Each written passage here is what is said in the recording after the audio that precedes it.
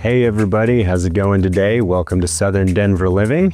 I'm your host Jake Friedel, and today we are talking about buying and selling a home at the same time. This is a situation that we see frequently. Most of the people we work with have this issue, as a matter of fact, and the problem is it is stressful and it is money consuming and it is difficult. So today we're going to talk about all our tactics and strategies that we help people figure out every day on how to make this as smooth and stress-free as possible with the smallest impact on both your wallet and, maybe more importantly, your emotional state of being. So thanks for joining today. We've got all kinds of solutions. Stick around to the end. We've got some really cool financing solutions that actually aren't maybe as expensive as you would think they are, and they dramatically cut down on the level of stress. So let's dive into it.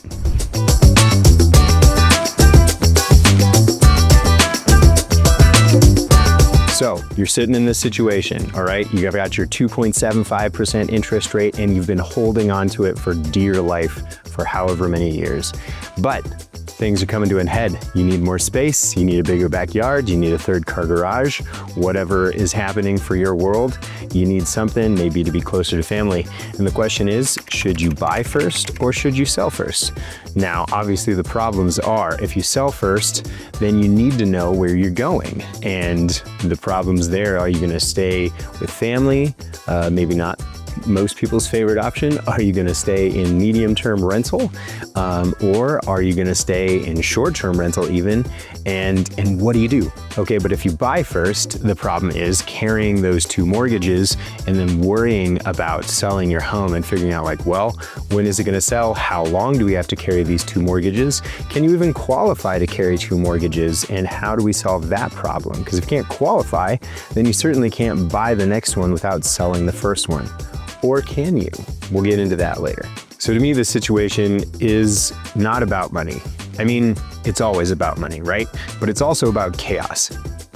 I have two little girls and a lifetime of stuff and a lifetime of my wife's stuff in our house. And when I think about like, how do we pack all of that up? How do we keep our house show ready? And I see this all the time with my clients. Like, hey, we're ready to list your house. How often do you have to clean that thing in order to have it show ready when you have kids? And how much notice do you have? So let's get into it. So this is a huge problem. And in order to discover it, we have to start off with the state of the market today. So let's go over what's actually happening in the Denver market to figure out how we can best set this up. So step one in figuring out how to best do this process for you is always understanding the current state of the market. So I'm going to go over today's market. If you're in a different market other than the spring of 2026, we can always figure that as well. We've helped people do this in 2021, which was the most competitive, crazy market in Denver in the history of ever. And we've helped people do this in 2025, which is the year that things were really sitting on the market and folks were hoping and praying to sell their home, and a lot of folks overpriced and prices came down overall 10%. So this is possible in any market, no matter which direction of difficulty it is.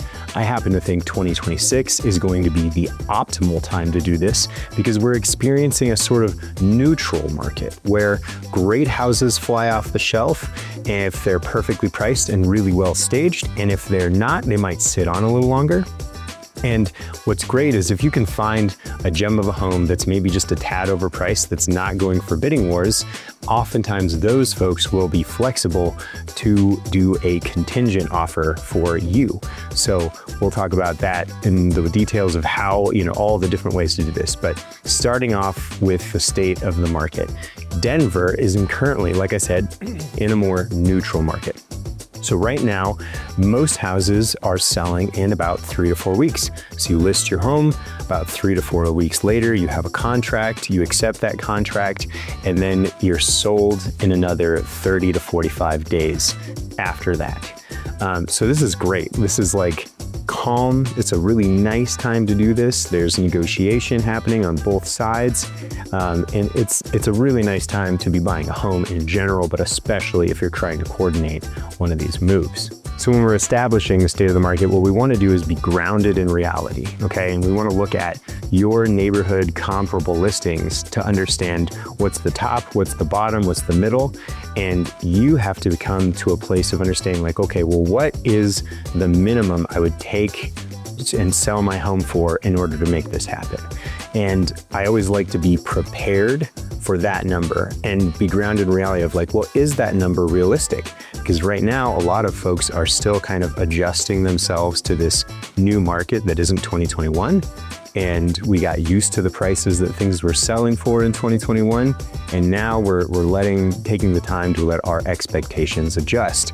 So being grounded in reality and understanding, okay, what's the lowest number I would take?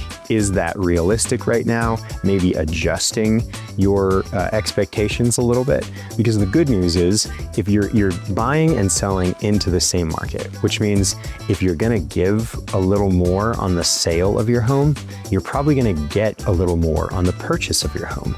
If you wait for a hotter market, you might sell your home for more, but you might also buy for more. So if you're downsizing, maybe that's a good thing. If you're waiting for that hotter market, your home is appreciating in value. And if you're buying a smaller, cheaper home, then your home is gonna appreciate greater than the home you're buying into. Now, if you're moving up, that's the opposite scale, right? So if you're moving up, it's kind of better to be in a neutral or declining market because you're gonna sell your home that is growing, it's maybe sitting the same or it's growing less fast than what you're buying into. Okay, so things are growing, 5% a year of $1 million is more dollars than 5% of $750,000. So let's go over strategy number one, what I call the leap of faith option. This is you're selling first and then you're buying. So we have your house market ready, it's staged, it's ready to go, the pictures are on, and we sell it, right? And so once we get under contract, what I like to do with folks on this is before we list your home for sale, okay, so as a seller, once a buyer puts a contract on your home and you accept it, you are locked in and beholden to sell that home to them. You don't really have an out. You can be uncooperative with the buyers and say you won't fix anything on inspection and hope they're gonna go away. You can do a couple things to kind of just, get in their way and hope that they don't buy your house. But if they wanna buy that house, they can sue you and force you to do it. So I always like to take folks out before we list the home while we're getting ready and do a sort of market preview, okay? Let's get out and prove, does what you want exist and does it exist for the price that works for you? And if the answer is yes, boom, we list the house. Okay, so we list that house, we accept the offer, and then we're ready, we kind of know what's out in the market. And then once that buyer gets through their inspection and due diligence period, this is the period where most of the time, if a contract is going to fail, it happens in the inspection time. Most folks, we do a really great job of vetting the buyers who make offers on our listings to make sure, okay, what's their down payment? Are they one car accident away from defaulting on this loan? How certain are we that this is gonna work? And so once we feel really certain that the loan is probably gonna go through, then we get through that initial inspection period and we get shopping immediately. A couple things we can do to help this process along. One of them is simply drawing out a slightly longer contract, negotiating an early on loan termination so that we get rid of all of our loans. Because what we want to do, if in this case, we're maybe making a contingent offer, which means the offer for the next home you're buying is contingent upon the sale of your home. So if your home doesn't sell, then you don't have to buy the next one, which is great. You're fully protected. The biggest risk is maybe you waste some inspection money. Oftentimes with a contingent sale, you'll see that the seller who is selling to you is willing to extend some deadlines if some things get delayed or messed up on your sale. So that's always very possible. So we can do a longer contract to close, which gives us more time to shop. And another thing we do is called a post-closing occupancy agreement. So this is where we have this built-in short-term lease for you to rent your own home back from the new buyers after closing. We can do this typically for up to 60 days. If it's a cash buyer who bought your home, you can negotiate longer, but typically if they're using a loan, the lender requires them to take possession of the property within 60 days. So if we have that 60-day post-closing occupancy agreement, that gives you probably in the neighborhood of, we get about a week to 10 days of your contract for their inspection period. And then we've got another 3 weeks of that contract to close, and then we've got another 60 days. So we're looking somewhere in the neighborhood of 70 days to find your home and close on it so that you're not homeless. This is very possible, especially if we've already done that upfront work and proven that what you want exists. So this is a great option. It's the lowest cost option. Because you're not spending money on a bridge loan or something like that, but it is risky. And sometimes what I see from my folks who do this is they start feeling the pressure. If we start pushing things along, if we end up in a market that everything they want is being bid up, sometimes you're pushed to compromise on the next home. And a lot of work we do with our buyers is helping them to try and not compromise on that next home, because compromising on the next home is the biggest costly thing, in my opinion, that you can do in this process. If you compromise on your next home, it limits first of all, you're not going to enjoy the home as much as you want to. And then second of all, if you don't enjoy the home for long enough, then you end up moving again, which then you end up selling your home again, which costs money. And then you end up buying, which costs loan closing costs and title costs and real estate agent fees and moving costs. So this is, if we've proven what you want and it is in abundance, this is still a really good option. If we're questionable on the abundance of what you want and we're kind of hoping for more inventory to show up, then it's risky. Next, we need to understand the flow of the year. And this is different in every market, so here's what's happening in Denver. If you're selling from out of town, you'll want to speak with your agent there. If you need one, we can connect you with somebody really great. Let us know. But in Denver, the flow of the market is this. Everybody thinks on January 1st, or they've been thinking, since November, new year, new me, new house. Let's make this happen. So if you're ready to shop, if you're a buyer, on January 1st, maybe January 3rd, you call up your real estate agent, you call up your lender, and you start making the preparations, figure out what you're pre-approved for, and you start shopping. And so you could be shopping, by January 7th, if that's when you started this process. This can all happen very quickly. And so you start shopping. So the highest amount of buyer demand is February, March, and April.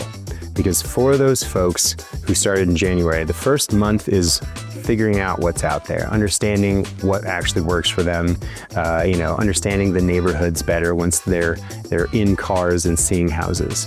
And then as they start understanding better, they're more and more willing to make offers. So by the time you're making your offer in February, so is everyone else. And so February, March is the peak of insanity, because during February, everyone's making their bids and they're getting beat up. And so we're bidding higher and higher and higher. And by March, we're at the peak of insanity if we're in a hot spring season, which we are right now. And so then April is still pretty hot. It starts dying, the enthusiasm dies down a little. I think people get buyer's fatigue and offer fatigue. And then in May, I don't know exactly why, but right around the time kids graduate from college, everything starts slowing down a little bit in buyer activity. People are maybe frustrated and they're getting ready for summer vacations. And even if they don't have kids, there may be kids in their family. But for whatever reason, buyer activity starts to slow down a little bit in May. And I know this every year because when I'm acting as a buyer's agent, I'm going and showing all these houses. In January through April, whatever houses I'll show, maybe I'll show like 15, 20 houses on a Saturday. And nobody calls me or sends me text messages to ask what we thought of their listing. Okay, and as soon as May hits, I show those 15 and 20 houses, I'm getting 10 to 15 calls for people who are like, what did you think of our listing? What did you think of our listing? Because for the first few months, they had offers. They didn't care what I thought of their listing. They already had an offer. Come May, people are wondering, like, what's happening? There's this weird thing happening in the market, like everything just slowed down. My listing last month flew off the market. This month, I got to get all this feedback. And so that's what happens every year. And then June and July, we also see the highest number of rental leases signed in the summertime. So we're also starting to get to that point where folks are like, well, it didn't work this year. We got to sign a lease. We gotta, do that whole thing and kind of give up for this year. We're going to try next year. So that happens for a lot of people. June, July, and August, we see a lot of those leases being signed. Buyer activity is still strong. So, if you're selling and it has to be in the summer, you're not missing the market. It's just not going to be as crazy as it was in the spring. But buyer activity levels off. And then as we get closer to the school year, things start slowing down more. Once the school year starts up, like I said, even if you don't have kids, maybe you're a teacher, or things are getting cooler and darker, and the energy starts dissipating. So as we move into the fall, buyer activity slows, and it's going to gradually slow down until the end of the year, where it is the lowest in the holiday season. Because obviously, like most folks, your kids are in school, you're planted, you don't want to disrupt things in that way. You're celebrating the holidays, you're traveling. So buyer activity, there's a tiny spike right before Thanksgiving, because some folks who are shopping in November, they're thinking like, well, we could be in before Christmas. And if they're willing to shop during the holidays, they're very motivated. So there are worse times of year to sell, I think, than November 1st, because there's just anyone who's shopping is maybe a crazy person, or they're highly motivated buyers often at this time of year. So we have this little spike, and then once Thanksgiving happens, it's just a steady trail downward until we get back to January. Now the flow of the market for sellers is different. Okay, but they have the same thought process. January 1st, new year, new me, new house, let's do this. And so they call their contractor and they start figuring out repairs and getting things painted and maybe updating those old bathrooms that they wish they had updated when they first moved in, but they never did. And so these folks do repairs on their homes for the next couple months. So inventory-wise, January is an awful month of inventory. February is an awful month of inventory. March is starting to get better, but it's still very competitive because of all the buyer activity. April, it's getting better. May, it starts getting really good. And it's so funny because you can look at the chart. I'll show you the chart here. These two lines just totally separate at this time. Buyer activity starts waning and seller activity skyrockets. And so if you think about this, right, like once you get towards the summer, if you're a buyer, you can't go on vacation and shop. You have to kind of be here for that. If you're a seller, it's a great time to go on vacation and list your home for sale because you don't want to be there to clean it up every time someone schedules a listing. So, and just folks, everyone wants to move in the summer. It's a nice time for the moving process. So we have our greatest listing activity, highest months of inventory, May, June, July, August, and September. They're probably peaking in August because you have this kind of building of inventory, and as things don't sell and new homes keep coming on the market, it just grows and grows and grows, peaking July or August. Some years it's September, and then slowly we see the waning of the inventory as it drops off steadily until the end of the year. And a lot of folks are pulling it off and thinking, once we get to the holidays, we got to have our house ready to celebrate. We're going to give up and we're going to try again next spring. As you think about when this is right for you, my first recommendation is give us a call and we can discuss the idea of timing the market and what's going to work best, because there's not a one-size-fits-all situation. Sometimes timing the market is possible and very good, and sometimes timing your life is just more important. It's again that we could sell for more in March, but it's awful for our life and we don't do that. And my personal opinion is in this whole process. If you're investing in real estate, you're gonna do well over time. So calm it down and do what's best for your life. Because if you're putting yourself in a high stress situation, let's not forget, moving is they say one of the top 5 most stressful things people do on a semi-regular basis, up there with losing a parent or getting divorced. And so I never want to underestimate that. This is a stressful process, and you want to be as grounded as possible. And if being grounded means you're selling in June instead of March, that's okay. Because guess what? You're going to be buying in July. Or, maybe you're buying just before that, depending on how you do things. Okay, now let's dive into the buy before you sell options. Before we get into any of the cool, nifty ideas that we have about how to do this really well, my first piece of advice is go out and pull a home equity line of credit on your home, or a HELOC. What this is usually a credit union will loan you money against the equity of your home, if you're not familiar with that.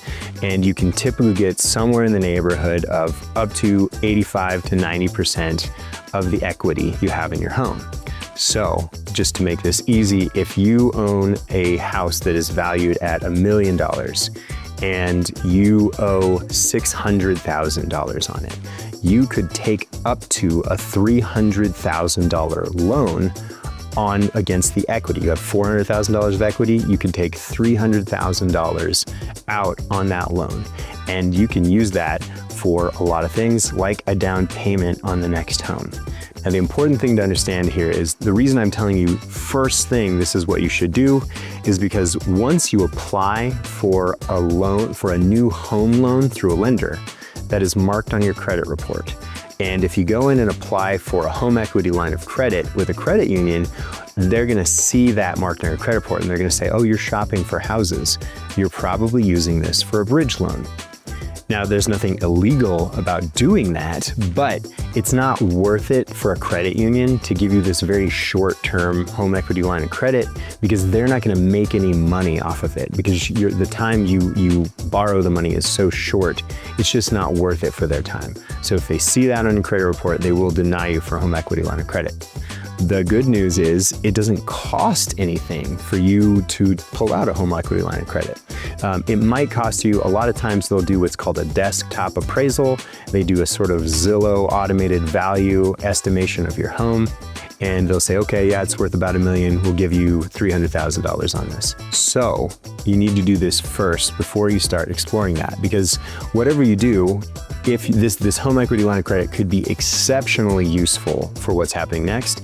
And if you don't use it, it just didn't cost you anything but a few minutes of your time. And if they had to do a full-on appraisal, that's going to cost you $600. In the grand scheme of things, it might be worth it to blow the $600 to leave these possibilities open if you think this is going to be a possibility for you. And sometimes, let's say you don't need $300,000. They could do that. You can request just a desktop appraisal, which they'll have less confidence in, so they might loan you less money. So maybe they're only loaning you $250,000, but if $250,000 will get you to the next home, then great, we can figure that out later. Okay, now that we've talked about HELOCs, let's talk about using that HELOC as essentially your own bridge loan. Of the financing options we're going to discuss today, this is probably the most affordable and least complicated. So self-financing through HELOC, and you have your HELOC pulled, what you're going to have to be able to do is, once you pull that HELOC, then you can run your credit with a lender and understand, can you afford to, and you look at your own finances, of course, can you afford and can you qualify to carry both mortgages at once while you're buying the next home? So you've got that $250,000, $300,000 or whatever, and you're going to go ahead and buy the home first. So you make your offer, and what you want to do in this situation, we want to be fully ready, as ready as we possibly can to list your home for sale. So this is kind of the opposite of what we're doing with the sell before you buy. In the buy before you sell, we want to have your home as ready as possible. If we could get it into show-ready condition to take photos, then we do that, and you go make your offer on your next home. And as soon as you're through your own inspection period and you feel confident about both the quality of the home and your own loan situation, we can list your house as early as then. And sometimes if we sell it fast enough and we maybe gave ourselves a generous timed contract for the next purchase, well then sometimes maybe we can actually time it up so you don't have to even use the HELOC, and we can close on the sale of your home and the buyer of your home pretty quickly. But let's say, we're in this average market of 3 to 4 weeks. It takes 3 to 4 weeks to get a contract on your home. You want to be ready to use that HELOC. So use the HELOC. And even if you aren't ready to list your home as soon as we're through the inspection period, we can also just list your home as soon as you're out. So you move out, we get it cleaned up, you've got this HELOC that so you're paying 2 mortgages.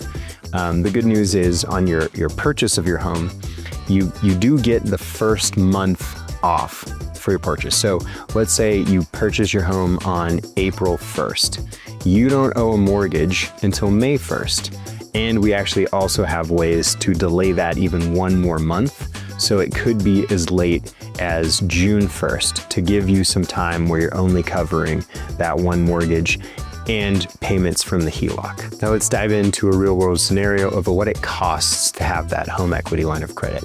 So today's interest rates, I'm gonna estimate you're probably gonna be somewhere in the neighborhood of 8 to 8.5% interest on that HELOC. We're gonna call it 8.5.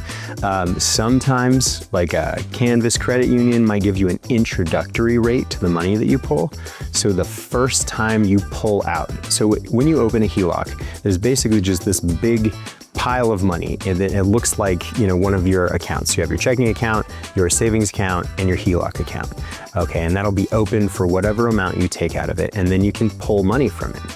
A lot of times you get an introductory rate for the first year on the first pull you do.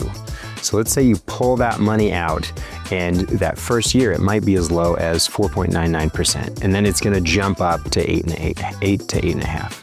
So that's a really great situation, because 4.99% on a couple $100,000 loans isn't too bad, especially if you're going to pay it back in 2, 3, 4 months.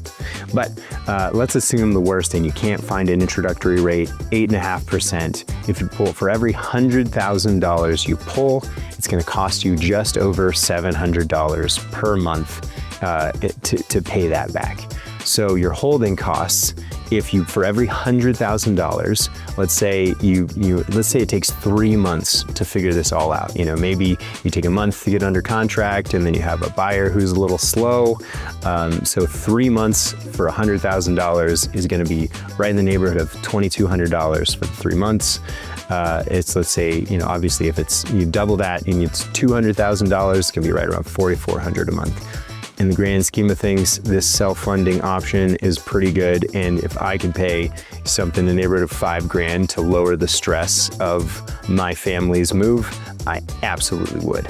Okay, let's say you already applied for your mortgage and you can't self-fund with this HELOC, and you have to take a traditional bridge loan from a bank. A couple things here. Your interest rate's going to be a little higher, so let's call it 9.5%, and there's going to be an origination fee of something like 1 to 2%. So if you take out $100,000, that's, let's call it $1,500 in an origination fee, and then it's going to cost you a little more on your monthly payment. So instead of just over $700, you're just under $900. Not a huge difference except for the origination fee. So if you're going for 3 months on this, for every $100,000, you're looking at $2,400-ish for the interest payments, plus that extra $1,000, maybe $2,000 on the origination fee. So they make this offer on your home, so it doesn't count against your DTI. It is a binding offer. The intention is just to take this off of your credit score, or off your credit report, so you can buy this next house. It is a binding offer. So the kicker is they typically give you an offer that's something like 70% of what they think your home is actually worth. And they don't intend to buy it. They don't want to buy it. They don't want to deal with that. That's a whole mess for them that they don't want to get into. But they know if you can't sell it, that they can actually buy it from you and they'll come out okay. So the intention is you buy your next home, we get ready and sell your next home, and we're certainly going to sell it for more than the 70% of the value that they offered you. So this is that situation where we just need to be really grounded in reality about the value of the home that you're selling. And you have that worst case scenario. You could sell it to them. You certainly don't want to, because we can get you a lot more money if we go to the market, sell it on the MLS. But that's a really clean solution because you don't have a contingency to make, because you don't have to sell this home anymore in order to qualify for the next one. The next option from Calc is called the trade-in mortgage. It's just the same situation before, but you don't have your down payment for the next home. So they're still making the offer on your first home, and then they're advancing you for some of your equity from your first home in order to put the down payment on the next home. And that is actually an interest-free loan. They're gonna recoup it in some costs for carrying that loan. So if you were buying an $800,000 house, you know, there's like carrying fees involved, and they charge you like per $500,000, and it scales up. If you're buying an $800,000 house, this is probably somewhere in the neighborhood of between $12,000 and $20,000 of cost to you. So this is a more expensive option than the HELOC or the bridge option, but it solves a big problem if you can't qualify for both loans. Another financing option worthy of note is Fly Homes. This is a simpler one, less to explain here. They have two models, the cash offer model, which actually solves a couple of problems. If you're in a really competitive market, they turn you into a cash buyer. So what that looks like is they buy the house in cash, and then they finance the loan to you afterwards. So you can be a cash buyer for the sake of your purchase, which means you look like a super convenient, really strong offer in whatever market you're in. Sometimes you can negotiate some money off the price of the home if you're a cash offer because of the convenience you're offering. They do charge something like a 9.99% interest rate on whatever they're loaning you. So that's about $833 per 100,000. So you can do the math on that. If it's $1 million purchase, that's going to be $8,000 a month, which is pretty big. The hope is that you're refinancing that really quickly. So depending on if you had to sell your home or if you could qualify for both, then you could typically do that very quickly, and the refinance process will be started and moving along before you even close the home. So you're probably not looking at too many months of that huge down payment. So that's another option that solves a different problem maybe, but also this same problem of moving and buying at the same time. There's also the instant equity model, which is just basically another version of a bridge loan, but that's from Fly Homes. Another option that I kind of glazed over in the beginning is the contingency offer. As I said, this is a pretty neutral market where contingency offers are going to be accepted more often. This is going to work more often. You might have spoken to somebody and said, "Oh, contingencies just don't work." That's in 2021, a contingency did not work. If someone came to me with a contingency, I'd say, hey, we need to explore these other possibilities because this is gonna be a tough one. In today's market, a contingency could be possible, but again, we just need to be prepared. Okay, so if you're making that contingency offer, we wanna know what's the range that we can expect to collect from the sale of your home, how long is it gonna take, and we need to be completely ready with the marketing up front. So we can do a great job of showing, so if you're making that contingency offer, basically you need to show the seller of your new home, we're so ready, we're so organized, we're making this contingency offer, and maybe your house doesn't even necessarily have to be on the market yet. It's helpful if it is, but if it isn't, we have the marketing package complete. We can show them the photos of your beautifully staged home. We can show them our pricing structure because they're doing us a favor by accepting a contingent offer, right? And maybe we're doing them a favor also by buying the house, but they're gonna have less trust for us because they're a contingency, because you're a contingency. So if we can show them, here's how how ready we are. And here's what we're gonna do to make sure that we close on the purchase of your home. We're ready to rock and roll. That's the most important thing, to be ready in a contingency. Because if you show up and you say, yeah, we're making this contingency offer, we're gonna be on the market eventually, but we're not ready yet, then they're probably not gonna accept your offer. They're gonna wait for something that's a little more certain. So contingencies are very possible in this market. We've done them, we've succeeded in them, and we've avoided some of these higher costs to these loan programs for folks. So buying and selling at the same time, complicated, but we have a few options just to review. We had the leap of faith option, where you may be making a contingency offer or you're just not sure where you're gonna move next. It's the lowest cost option, but can often feel really stressful. There's also what I call the Airbnb option, which is basically the first option, understanding that you are gonna take the option to live in a short-term Airbnb if you don't find what you want. I think that's a really great backup plan that keeps you, maybe the pressure is still going to be on, but at least if you know you're not going to be homeless, the pressure is a little less, knowing like, hey, we're ready to live in a short-term Airbnb for a little bit if we have to. And then there's the loan solutions, where we finance all the problems away.